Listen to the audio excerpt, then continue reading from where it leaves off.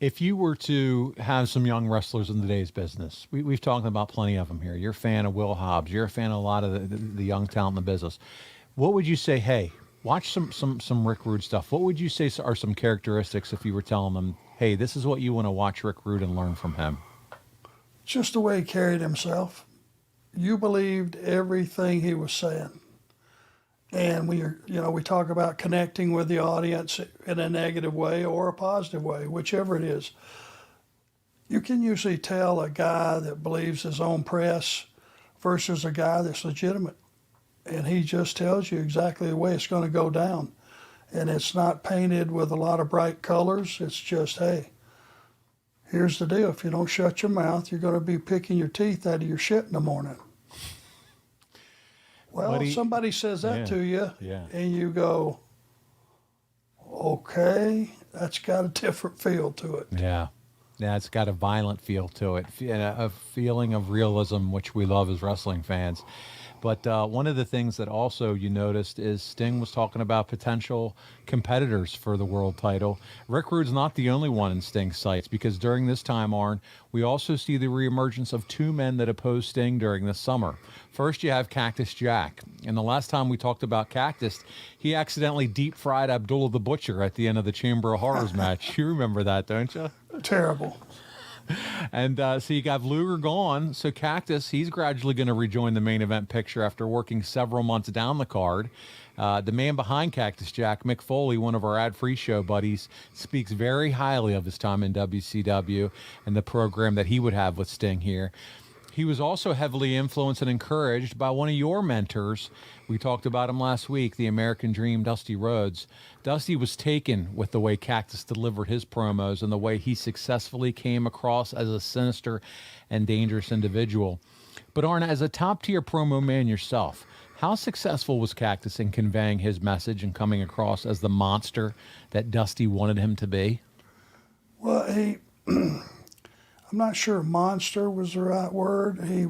He came across to me as just unhinged, deranged. He wasn't a guy that was just going to come and Friday the 13th, just kill everything in sight. But it's like you couldn't kill him either. And that was the advantage. I saw that guy take bumps. If you've ever just fell off the apron, flat back from there to the floor, and there's no padding, concrete, it would kill most people. It really would. It would jar your organs like you would not believe if you've ever fell like that. And Jack would take bumps like that. He would take hip tosses off the apron onto the floor. Just total disregard for his body, and that was his advantage. If you can't hurt him, you can't beat him, because eventually he's going to hurt you, and that's what he brought to the table. Arn, it blows my mind to this day that he still walks around. I mean, my dad, right, 70 years old, he's never taken a flat back bump like a Mick Foley or been flung through a Hell in the Cell, but he's got major problems with the sciatic nerve. You have issues with your sciatica, right? Your sciatic nerve. How does he not have major debilitating pains? I know he's had surgeries and things, but it's just unbelievable. And his mental capacity, his recall with his podcast, it's just incredible what he's still able to do, I think, with the years and the wear and tear of what he's done to his body, man. Well, you say, how is he not hurt and injured? He is. Yeah. You don't see it. He doesn't let you see it, but if you've ever been at a signing, catch him when he first comes into sight and watch him walk across the room, watch him sit down, look over there 2 hours later, and watch him get up and down in a chair. I don't think he would be offended if I let the cat out of the bag. He is crippled up.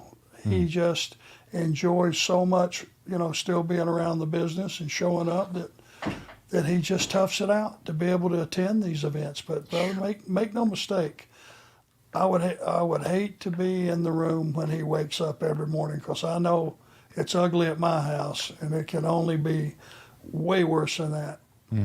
Kudos to the guy for what he's give up for the business. He has pretty much volunteered his well-being and health for the entertainment of wrestling fans. And you got to appreciate that, and you got to respect it, and you just got to just say, God bless you, Mick. Thank you.